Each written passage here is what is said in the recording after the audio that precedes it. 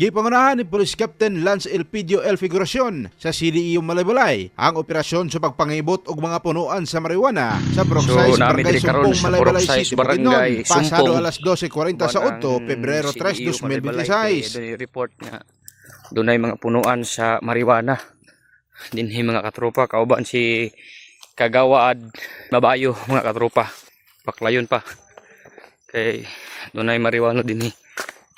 Ang naisgutang marijuana gipang tanom sa bukirong bahin sa mga lugar og nadiskobrehan sa residente og report ngadto sa Barangay Sumpong, rason nga daling giaksyonan sa kapulisan.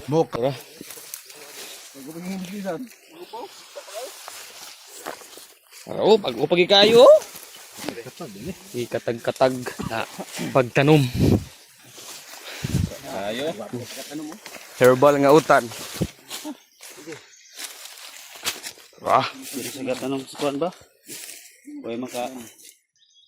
Okay, harvest number 2 kaduha nga pa wah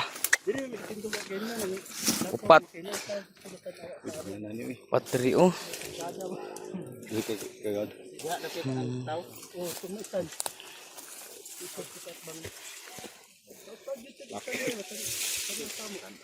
paday diri mga katropa, abi na mo humana sa ubos ang uban ang siyam dito na mo nakuha ang siyam diri na pa daw diri so approve dirita unom po diri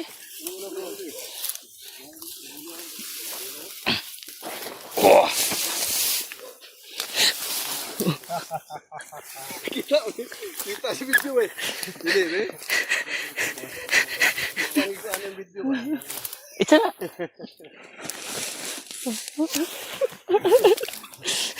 Nara.